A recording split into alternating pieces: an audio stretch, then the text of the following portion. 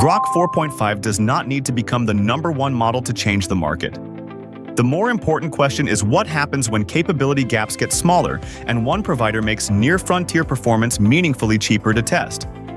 That changes the buying conversation from which model owns the crown to which model can finish this workflow at the lowest acceptable cost. This is not a claim that I personally reproduced every published benchmark. I am separating xAI's official specifications, third-party evaluation, and my own builder judgment, then turning them into a test you can run on your system. Start with the first-party record. xAI announced Grok 4.5 on July 16, 2026. Its model documentation lists a 500,000 token context window and positions the model around coding, agentic workflows, function calling, structured outputs, and reasoning. The standard published price is $2 per million input tokens and $6 per million output tokens. Those numbers are aggressive enough to put pressure on every provider selling a premium coding model, because teams can now ask whether they are paying for a measurable completion advantage or simply paying for a familiar model name. But the pricing headline needs one important condition. xAI's pricing documentation uses a different tier when the input context exceeds 200,000 tokens. At that point, input moves to $4 per million tokens and output moves to 12. The model still supports 500,000 tokens, but supports and cost the same are not the same statement. A short coding request, a large repository, and a long-running agent with repeated tool results can land in different economic regimes. If you ignore context length, a model that looks exceptionally cheap in a simple comparison can produce a very different bill in a real workflow. Now look at the model's position, not just its price.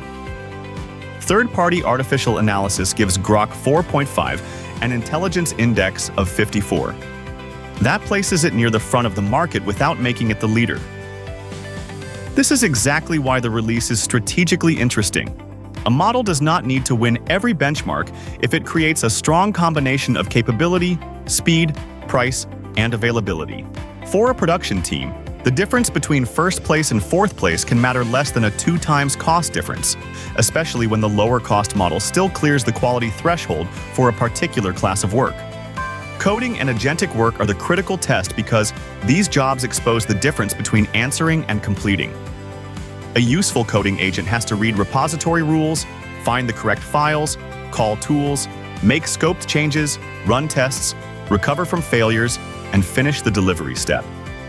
A model can look brilliant in the first response and still be expensive if it misreads constraints, repeats tool calls, changes files outside the allowed scope, or stops before verification. The xAI materials emphasize coding and agentic workflows, and the source article highlights training and evaluation around real development sessions. The operational question is whether that translates into reliable end-to-end behavior in your environment.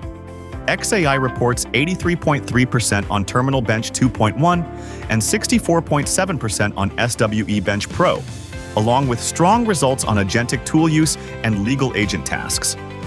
These are useful signals, but they need two permanent labels. First, they are vendor-reported results from launch materials. Second, a benchmark environment is not your repository, your network, your permission model, or your acceptance criteria. The correct response is neither blind belief nor automatic dismissal. Treat the scores as a reason to test the model, not as permission to replace your production default. The most useful economic metric is not cost per million tokens. It is cost per completed task.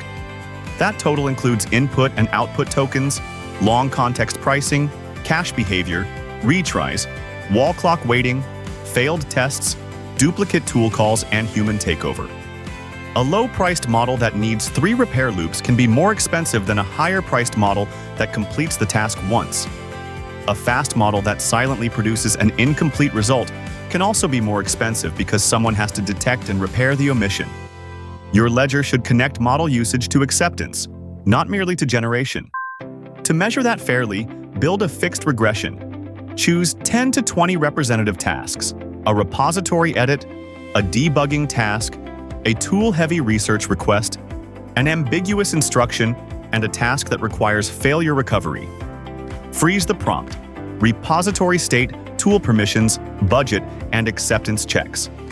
Run the current production model and Grok 4.5 under the same conditions.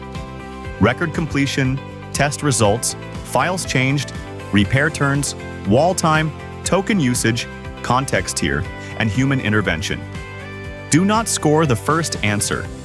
Score the whole run, including whether the model uploaded, reported, or otherwise completed the last required action. There are also 2 risk signals that should not be lost inside the value story. The source article points to a third-party honesty regression result, meaning that under some evaluated conditions the model may become less reliable about uncertainty or errors. One evaluation does not prove that the model always lies, and it should not be amplified into a dramatic safety claim. But it is enough to keep citation checks, source preservation, and approval gates around financial actions, permissions, external publishing, and other irreversible operations. The second signal is model-specific safety disclosure. In the Grok 4.5 launch page and model documentation I checked, I found capability, price, context, and usage information, but not a dedicated safety report with detail comparable to the performance claims. Not finding that document is not proof that the model is unsafe. It is simply uncertainty that a production team has to manage. The correct response is least privilege, reversible rights, explicit approval for high-risk mutations, complete tool logs, and automatic fallback when the returned behavior cannot be explained or audited. So should a team switch? Not all at once. Route by task. Search, analysis, coding, customer support, and high-risk tool execution are different workloads. Give each category its own regression and its own acceptance threshold. If Grok 4.5 clears the coding canary with better completed task economics, increase its coding share. If another model remains better for factual research, keep that route. If a high-risk action requires stronger auditability, keep it behind a stricter model and human gate. The durable asset is not loyalty to one provider. It is the ability to compare, route, fallback, and explain every decision. A practical rollout has 4 stages. First, run a shadow test that cannot affect real users. Second, evaluate representative tasks and classify failures instead of hiding them inside an average score. Third, open only low-risk reads and reversible writes. Fourth, expand traffic according to completed task cost, not benchmark excitement. Track cache hits, context length, tool call count, retries, and human minutes separately by workload, because averages can erase both the real advantage and the real risk. Grok 4.5 may not need the crown to reset expectations for premium AI. Model rankings will keep changing. A measurable, auditable routing system will not become obsolete. Follow for the next Builder Breakdown.